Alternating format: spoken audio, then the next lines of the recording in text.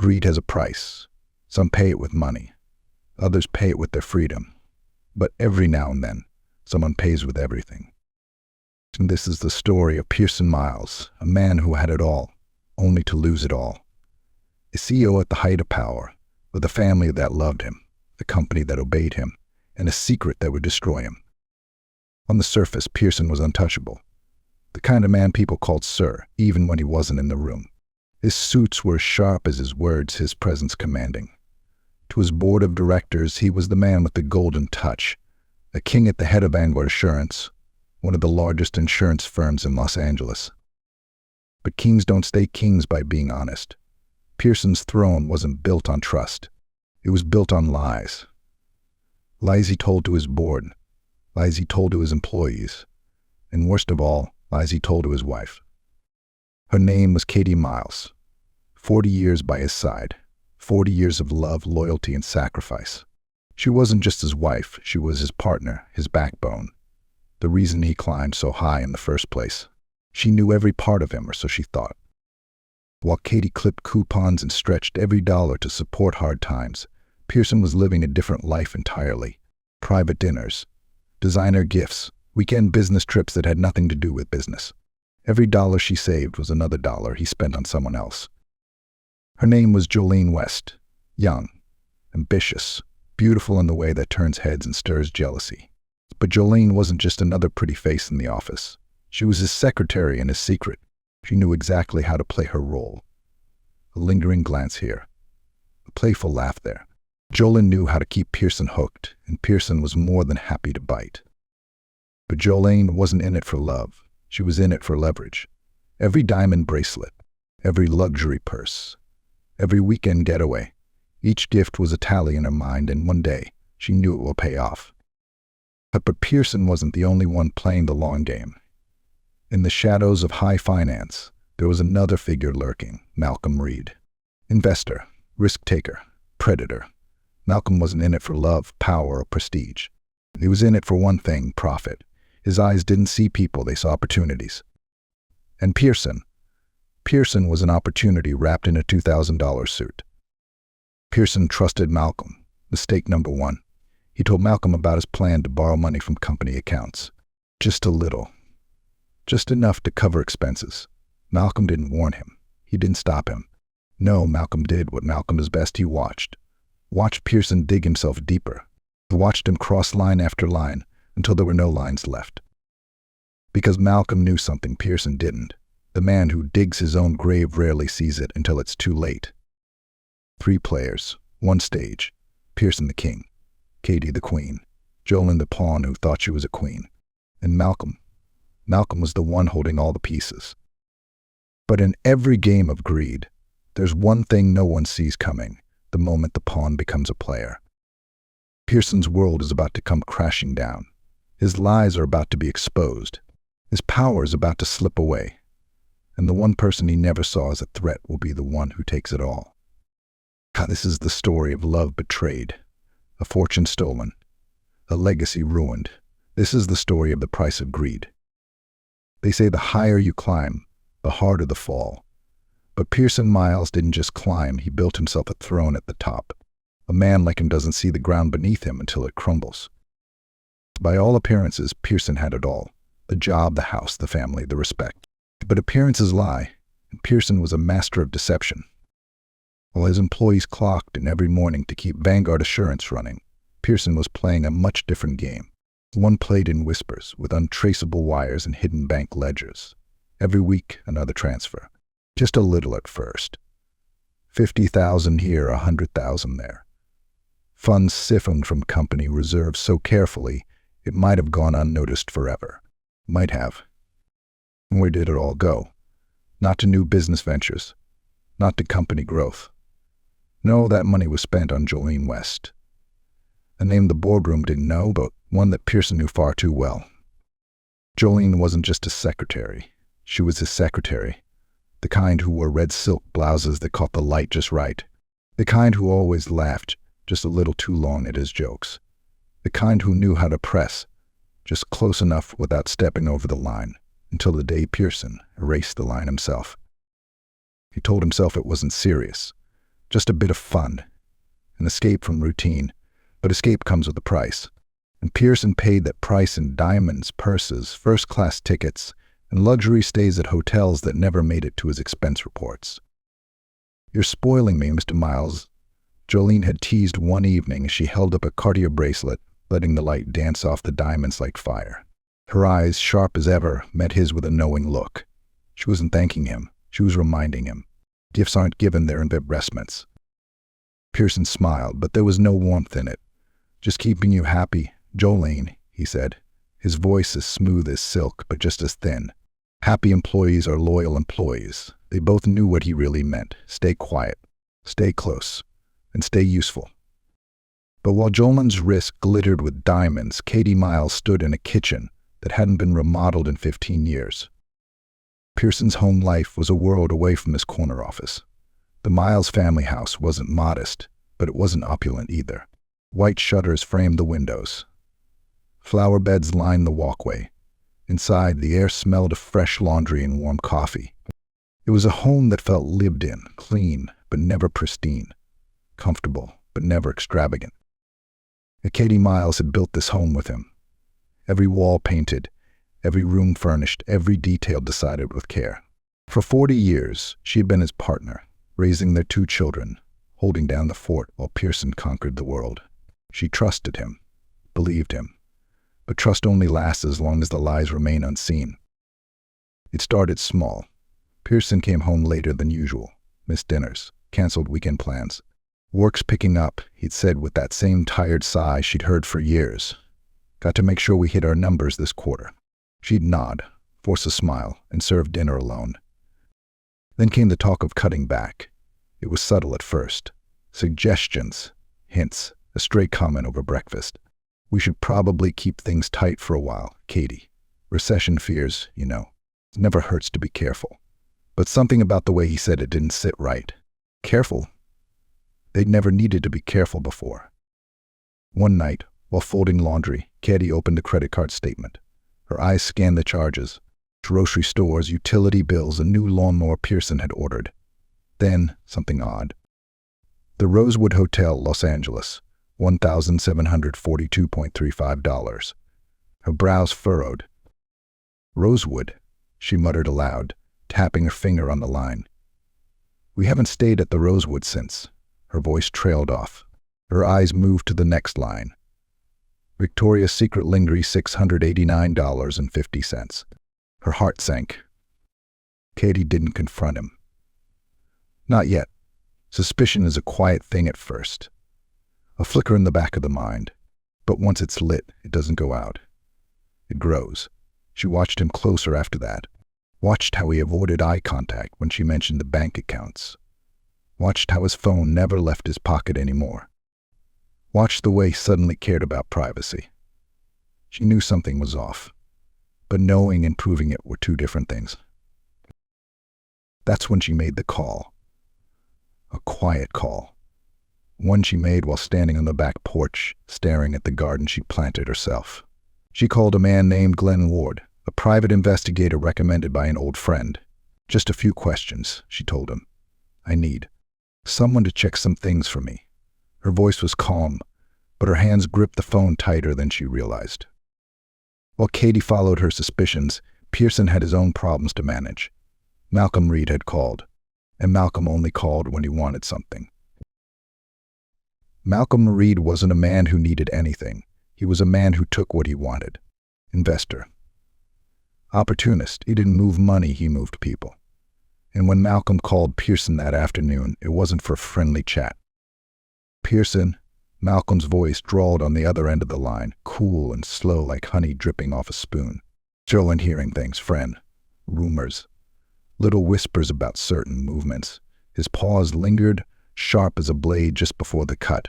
"Figured you want to know, seeing as how your name's attached to him." Pearson glanced at his office door, making sure it was shut tight. "I'm handling it, Malcolm," he said, low but firm. "Don't concern yourself with rumors. I've got it under control." But Malcolm wasn't convinced. "Control's a funny thing, Pearson," Malcolm replied. "You think you've got it right up until you don't." The silence after that was thick, heavy, like wet concrete before it sets. But Pearson hung up first. Malcolm never hung up first. While Pearson juggled secrets and whispered deals, Katy waited. Patience wasn't her strongest trait, but pain has a way of teaching patience. Days passed, then a week. Then, on a Friday afternoon, Glenn Ward called her back. "You were right to be suspicious," Glenn said, his voice clipped and matter-of-fact. "It's worse than you think." He hesitated for a moment, like he was weighing whether to say the next part. "Your husband's been seen at the Rosewood Hotel, not alone." Katy closed her eyes. Her breath came slow. She didn't ask who the other woman was. She already knew. It was never just a suspicion. Not really. As she stood in that kitchen, fingers gripping the edge of the counter so tight her knuckles went white, her heart didn't break. No, it didn't break at all. It hardened. That's the thing about betrayal. It doesn't shatter you. It sharpens you. Pearson didn't know it yet, but he had crossed the one line you can never uncross. He'd spent years building his kingdom, brick by brick, lie by lie, and now the person he'd overlooked, the person he'd underestimated for 40 years, was about to tear it all down. Katy didn't cry that night. She didn't rage. She didn't scream. She simply sat at the kitchen table, opened the prenuptial agreement she'd kept in the filing cabinet, and began to read. "The funny thing about trust," she whispered herself as her eyes scanned the document. "It works both ways." She didn't need a lawyer. She only needed patience. She only needed time. Her fingers traced a clause in the agreement. One she'd forgotten was there. A slow smile crept across her face. Not the smile of a woman defeated. No, it was the smile of a woman who had just remembered she had leverage. And leverage is the only currency that matters. Secrets are like cracks in a dam. They start small, barely noticeable. But the longer you ignore them, the deeper they run until the whole thing comes crashing down. Pearson Miles had spent years patching cracks with lies, bribes, and charm, but cracks don't stay hidden forever. And sometimes it only takes one person to see them to bring the whole structure down. That person was Glenn Ward. Glenn wasn't flashy. He didn't wear tailored suits or drive luxury cars. His job didn't require him to be seen. It required him to see everything. A former cop turned private investigator, Glenn was the kind of man you hired when you didn't want to ask twice. His eyes missed nothing, and his patience was as steady as a ticking clock. For 2 weeks he watched Pearson's every move. Hotels, jewelry stores, high-end boutiques, the same pattern over and over. A $4,000 deposit here. A wire transfer flagged as a business expense there. But Glenn knew better. You don't buy a $4,000 diamond bracelet for business. And you don't visit the Rosewood Hotel at 11:45 p.m. on a Tuesday for business. On the third night, Glenn followed Pearson to the back entrance of the hotel. No check-in at the front desk. No reservation. He didn't have to. He had Jolene. Glenn's eyes narrowed as he watched them. Pearson leaned in close, his arm resting on her back. Jolene's red silk blouse shimmered under the soft glow of the hotel's entry lights. She laughed at something he said, tossing her hair over her shoulder, like she'd done it 1,000 times before. And maybe she had. "Gotcha," Glenn muttered, snapping a few pictures with his phone. Clean, clear shots. Undeniable. 3 days later, Glenn sat across from Katy Miles at her kitchen table. The air smelled like fresh coffee, but neither of them was drinking. The stack of photos lay between them, face down, as if that would somehow change what was on the other side. "It's worse than I thought, Mrs. Miles," Glenn said, his voice low but firm. He reached out and tapped the stack twice with his index finger. "I've got everything you asked for. Photos, bank statements, receipts. It's all here." He paused, giving her a moment to prepare herself. He's been seeing her for at least 6 months. Most of it's coming out of the company's accounts. But Katy sat still, eyes on the table, hands folded in her lap. For a moment she didn't move. He didn't blink. She didn't ask to see the photos. She didn't need to. Her silence hung in the air like a fog, heavy, suffocating, and inescapable. "Mrs. Miles?" Glenn's voice cut through the silence. "You okay?" Her lips parted slightly, her breath slow and measured, like she was counting each one. Then she nodded, slowly, deliberately. "Yes, Glenn," she said quietly. "I'm okay." Her eyes lifted to meet his. No tears. No panic. Just resolve. Pure, cold resolve. "What about the money?" she asked, her voice steadier than it should have been. "Can you prove he used company funds?" "Every penny," Glenn replied, sliding a manila folder across the table. "I traced wire transfers from Vanguard's accounts straight to personal purchases. Jewelry, flights, hotel stays. It's all here. Enough to make the board throw him out on the street if you wanted." He hesitated, his eyes narrowing. "But I'm guessing that's not all you want." Katy's eyes flicked to the folder, her fingers drumming lightly on the edge of the table.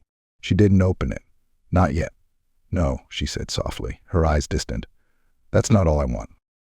That night, Katy didn't sleep. She sat at the dining room table, surrounded by papers. Bank statements, receipts, emails she printed from Pearson's laptop months ago, back when she still believed his stories about long nights at the office. Every piece of evidence she'd ignored was laid bare in front of her like a courtroom exhibit, each one sharper than the last. But there was one document that caught her eye more than the rest, their prenuptial agreement. They yellowed at the edges, but still legible. She flipped through the pages slowly, her eyes moving with purpose until she stopped at section 14, subsection B, misconduct clause. Her eyes darted back and forth as she read it aloud, her voice barely above a whisper. "In the event of infidelity, the non-offending party retains the right to assume the role of interim executor of any jointly held assets." Her fingers tightened on the paper. Her heart didn't race, her breathing didn't quicken. Instead, she smiled, small at first, then wider. Her eyes didn't leave the clause. "You should have read the fine print, Pearson," she muttered, her voice cutting through the quiet like a blade on glass. "But you never cared about the fine print, did you?"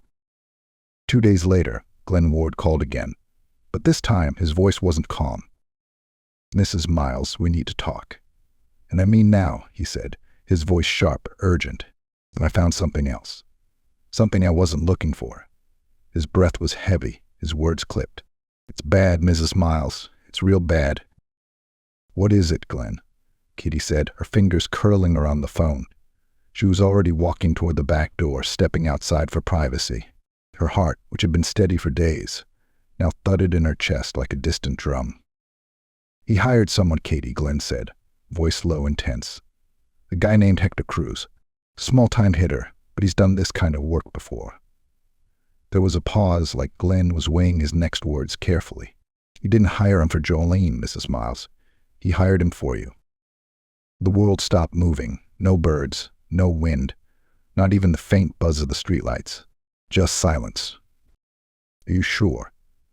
Katy asked slowly, her voice sharp but calm. Her eyes stayed locked on the street in front of her, like she could see it all playing out in real time. She didn't blink. "I'm sure," Glenn said grimly. "Text messages, phone calls, payment logs. He paid Cruz half up front. The rest comes after the job's done." He paused, and his next words hit harder than anything Katy had ever felt. "That's you, Mrs. Miles. You're the job." Katy didn't cry. She didn't shout. She didn't tremble. She stood on her porch, eyes fixed on the street like she was watching the world for the first time, her lips pressed into a thin, hard line. She didn't feel afraid, not anymore. She felt something else entirely. "All right, Glenn," she said, her voice colder than steel. "We're going to change the rules of this game." Her eyes flicked toward the kitchen window, toward the manila folder still lying on the table inside. Her voice was steady, every word deliberate. "If Pearson wants to play dirty, I'll play smarter." Pearson thought he was playing chess, thought he was the king, but Katy knew better. She wasn't a pawn. She wasn't even a queen. She was the board itself. He just doesn't know it yet. Some people think revenge is an explosion, loud, sudden, and violent, but real revenge is quieter. It's a slow, steady fire that burns until everything is reduced to ash. Katy Miles wasn't planning to explode. She was planning to burn it all down. The Vanguard Assurance boardroom was built to intimidate. It had the kind of atmosphere that demanded silence. A long, polished table stretched from one end of the room to the other, lined with high-backed leather chairs that seemed too large for anyone sitting in them.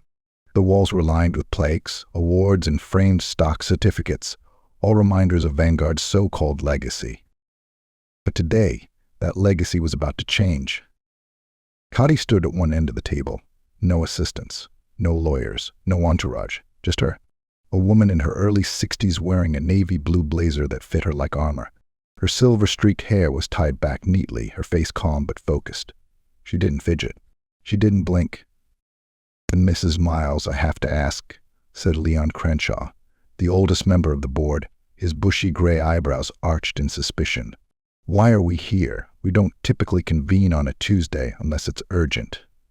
His voice had the rasp of a man who'd smoked for 40 years and regretted none of it. Katy didn't flinch. She opened the black leather binder in front of her, her fingers methodical, every movement precise. "It is urgent, Mr. Crenshaw," she said plainly, her voice smooth but firm. "Because as of today, you all need to know the truth about Pearson Miles." The boardroom fell silent. 10 faces turned toward her, curious but skeptical. Philip Graves, the head of legal affairs, leaned forward, adjusting his glasses. "This is highly irregular, Mrs. Miles," he said with a measured tone. "If you have an issue with your husband, you should take it up in private, not with this board." He chuckled, but it was hollow. "We're not here for family drama." Katy's eyes shifted to him, sharp and cold. "This isn't family drama, Mr. Graves," she replied, sliding a stack of papers toward him. "This is corporate fraud." She let the weight of that word hang in the air. Fraud. It wasn't just a word. It was a bomb, and she just pulled the pin. "What is this?" Graves muttered, flipping through the documents. His eyes darted across the pages, his lips moving as he read. Then his face changed. His brows furrowed. His eyes went wide. "It's a record of every wire transfer Pearson made from Vanguard's accounts to his personal expenses," Katy said, her voice steady but sharp. "Hotels, jewelry, flights, all under the guise of business development. Funny how business seems to follow the same itinerary as his secretary, Jolene West." She folded her arms, tilting her head slightly. "I thought you all deserved to know where your money was really going." Silence. Long, tense silence. Crenshaw's hand hovered over his mouth, eyes locked on the spreadsheet in front of him. One by one, the other board members flipped through the evidence, transaction logs, timestamps, and signed authorizations, all with Pearson's name at the bottom. This can't be right," muttered Harold Yates, one of the younger members. He pulled at his tie as if it had suddenly become too tight. "There's no way Pearson would be this reckless." Katy's eyes darted to him, her gaze sharp as glass. "Greed makes people reckless, Mr. Yates. That's why he got sloppy. And that's why he got caught." Minutes later, the board voted. It wasn't even close. 10 votes against Pearson, 0 in his favor. "Effective immediately," Crenshaw said, his tone colder than usual.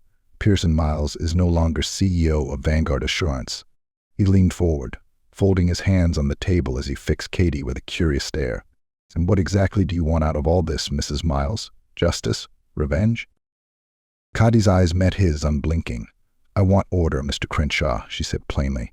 "And I want to make sure no one ever pulls a stunt like this again. Vanguard needs leadership, and thanks to my prenuptial agreement, I'm entitled to an executive position. Effective today, I'll be serving as interim CEO." Her voice didn't waver, not once. Pearson's phone buzzed on his desk that afternoon, just as he was pouring himself a drink. He lifted it lazily, expecting a routine call, but his face changed as he read the alert. "Vanguard Board of Directors has called an emergency session." "What the hell is this?" he muttered, dialing Crenshaw's number. No answer. He tried Yates. No answer. He tried Jolene. "Hey, baby," she answered on the first ring, her voice soft and sweet as honey. "You coming over tonight?" "They're meeting without me," Pearson snapped, pacing the room. "The board. No one's answering my calls." His breathing grew heavier. "Something's wrong." "You're probably just being paranoid," Jolene said, but there was a pause, a beat too long, and Pearson heard it. She knew something, and she wasn't telling him. But Jolene's world was unraveling, too. The next morning, she woke up in her condo expecting a wire transfer that never came. No more allowance. No more weekly gifts. Her text to Pearson went unread. Her calls went to voicemail. By noon, she was sitting in her living room, scrolling through her banking app, her fingers tapping the screen with crying urgency. No, no, no, she muttered, refreshing the app over and over like it might magically change. But it didn't. The funds were gone. Her name wasn't on the accounts. Pearson had never trusted her with that kind of access. Her lips curled in frustration. She snatched her phone and dialed a number she hadn't called in months. Malcolm, she hissed when he picked up. I need a favor. Do you? Malcolm's voice was smooth, amused. Funny, I was just about to call you. Word is, Pearson's out, Katy's in, and you're on the outside. He chuckled softly, like he was savoring it. Tough break, Jolene. Come on, Malcolm, she pleaded, her voice cracking at the edges. You and I, we've always had a good thing going. You know how this works. I've got leverage. You had leverage, Malcolm corrected, his voice colder now. But Pearson's broke, and you're worse than broke. You're forgotten. She sucked in a breath, eyes darting around the room like a trapped animal looking for an exit. Malcolm, please? Enjoy your view, Jolene, Malcolm said coolly. I hear the fall from the top's a long one. The line went dead. Katy stood in Pearson's office that evening, her hands resting on his desk, her desk now. The leather chair sat behind her, but she didn't sit. She didn't need to. Her reflection stared back at her from the dark window, and for the first time, she liked what she saw. Her phone buzzed. It was Glenn. How'd it go? He asked. Better than I expected, she said with a small smile. Her eyes moved across the room, not with awe, but with ownership. They never saw it coming. Because people like Pearson think they're kings, but kings forget that queens never bow. Power isn't given. It's taken. Slowly. Deliberately. And when you've been underestimated for 40 years, taking it is easier than anyone expects. The rain hit the glass windows of the Vanguard Assurance boardroom in soft, rhythmic taps, like fingers drumming out a countdown. Outside, the Los Angeles skyline was draped in gray fog, the city below moving like ants beneath a cloudy dome. But inside there was no fog, no confusion. Inside, everything was crystal clear. Katy Miles stood at the head of the long, polished table, the same table Pearson had once ruled from. But she wasn't standing to prove a point. She was standing because it felt right. Her eyes scanned the faces of the board members. Crenshaw, Graves, Yates, men who had doubted her at first. Men who were now silent, watchful, and, most importantly, obedient.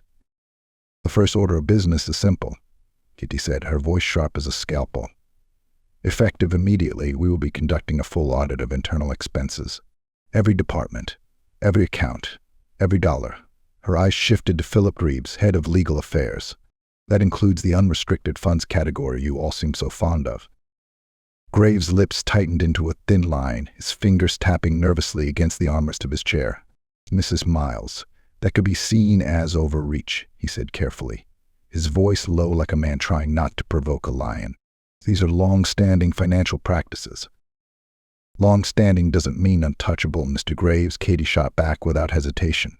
Those practices are the reason your last CEO is facing criminal charges. I won't make the same mistake. No one argued after that. No one even dared to meet her eyes. Word spread quickly. Employees whispered in break rooms. Executives traded glances in hallways. Katy Miles is cleaning house, they said. She's not here to play games. Gone were the business trips disguised as vacations. Gone were the endless dinners and five-star hotel stays charged to company cards. The days of quiet indulgence were over. Katy didn't just take the CEO's chair, she owned it. Her decisions were swift, her presence undeniable. When people spoke of her now, it wasn't with pity or doubt. It was with respect and just a little fear. Power suits you, Glenn Ward had said one afternoon as he sat across from her in her new office. The two shared a rare moment of quiet as they watched the rain streak down the window. Katy glanced at him, tilting her head just slightly. Power isn't a suit, Glenn, she said, pouring herself a cup of tea. It's a mindset. She sipped her tea slowly, savoring the warmth. I wore it before. I just didn't see it. While Katy rose, Pearson fell, and no one fell faster than Pearson Miles. The courtroom was a cavernous space of wood and stone, every sound amplified by the sheer size of it. The air smelled faintly of varnish and stale coffee. Rows of wooden benches stretched behind the defense table, filled with reporters, spectators, and a few familiar faces. Pearson sat at the front, his once impeccable suit now wrinkled at the collar. His face looked older. The sharp, chiseled jaw that had once seemed so commanding now seemed brittle, like it might crack under the weight of it all. His lawyer, Elias Marrow, leaned in close, whispering something urgent in his ear. Pearson nodded slowly, his eyes fixed forward. He didn't turn around. He didn't look at the crowd. Not even once. Across the aisle sat Katy Miles, no longer a quiet wife sitting in the background, no longer in the shadows. Her navy blue blazer was crisp, her hair pinned back with not a strand out of place. Her hands rested calmly in her lap, fingers interlaced. She didn't shift. She didn't fidget. She sat with the quiet confidence of a queen watching a fallen king beg for mercy. "The court calls Katy Miles to the stand," the bailiff announced, his voice booming through the courtroom. Katy stood slowly, smoothing the front of her blazer with a small, practiced gesture. Her heels echoed against the cold tile as she made her way to the witness stand. The courtroom watched her like she was the main event, and she was. Cameras flashed. Reporters scribbled notes. Whispers rippled through the crowd like waves against a rocky shore. "Raise your right hand," the bailiff instructed. She raised her hand, her eyes steady as stone. "Do you swear to tell the truth, the whole truth, and nothing but the truth?"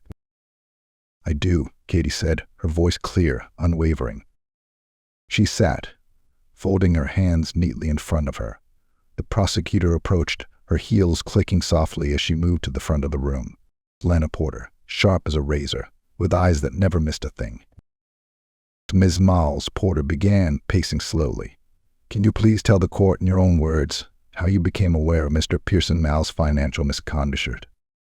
Katy's gaze didn't shift. She didn't blink. "I suspected it for months," she said plainly. "I noticed changes in his spending habits, expensive hotels, jewelry I never saw, flights to places he had no business being." Her eyes flicked toward Pearson, just for a second, before locking back on Porter. "When I hired a private investigator, I learned everything I needed to know." "And what did you learn, Miss Miles?" Porter asked, leaning forward. "That he was a liar, a thief, and a coward," Katy replied, her voice like iron. "But most importantly, I learned that he thought I would stay quiet." She leaned forward slightly, her eyes narrowing. He was wrong. The Pearson watched it all unfold. Every word was another chain tightening around him. Every statement another nail in his coffin. He didn't move, didn't react, but inside he was boiling. His knuckles turned white as he gripped the edge of the defense table, his jaw so tight it could have cracked his teeth. He wanted to shout, to scream, to tell them all that Katy was only here because of him. But he didn't, because he knew it wouldn't matter. Not anymore. 3 weeks later, Pearson was convicted on 5 counts of embezzlement and 2 counts of conspiracy to commit homicide. His sentence, 25 years with no chance of parole. They escorted him out of the courtroom in cuffs, his head down, his eyes hollow. The cameras followed every step of his walk of shame. Reporters yelled questions. Microphones were shoved in his face. But Pearson didn't say a word. Not this time. Katy watched him go from the steps of the courthouse, the wind catching the lapels of her coat. Glenn Ward stood beside her, hands in his pockets, his eyes tracking Pearson like a predator watching prey disappear into the brush. "He's done," Glenn said, squinting as the police car pulled away. 25 years. Would he be too old to do anything by the time he gets out? Katy smiled, her eyes watching the car until it disappeared into traffic. "He won't make it that far," she said quietly. "Men like Pearson don't last long in places they can't control." The phone buzzed in her pocket. She glanced down at the screen. Email from Crenshaw. "Congratulations, CEO Miles." Her smile grew wider. Not a smile of joy, not a smile of pride. This was something deeper, something colder. She slipped her phone back into her pocket and gazed out over the city. Her city now, her eyes calm and steady as a storm on the horizon. "The king has fallen," she said softly, barely louder than the wind. "Long live the queen." The sun was setting over Los Angeles, streaks of amber and crimson slicing through the clouds like molten gold. From the 42nd floor of Vanguard Assurance, the view was unmatched. The city below was alive with movement, cars inching through the streets, distant sirens wailing. and the faint hum of life carrying on as it always had. But up here, it was quiet, calm, peaceful. Katy Miles stood by the window, one hand resting on the glass as she gazed out at the world below. She wasn't wearing armor today, no blazer, no corporate shield, just a simple white blouse and a pair of slate-gray trousers. Her hair, now fully silver, framed her face like a crown of steel. Her eyes weren't hard or cold, just clear, unclouded. For the first time in years, she could see everything for exactly what it was. Her reflection in the glass stared back at her. It wasn't the woman she used to be, the woman who trusted too much, forgave too easily, and doubted herself at every turn. No, this woman was sharper, stronger. This woman had faced betrayal, destruction, and death threats, and she had won. Her phone buzzed softly on the desk behind her.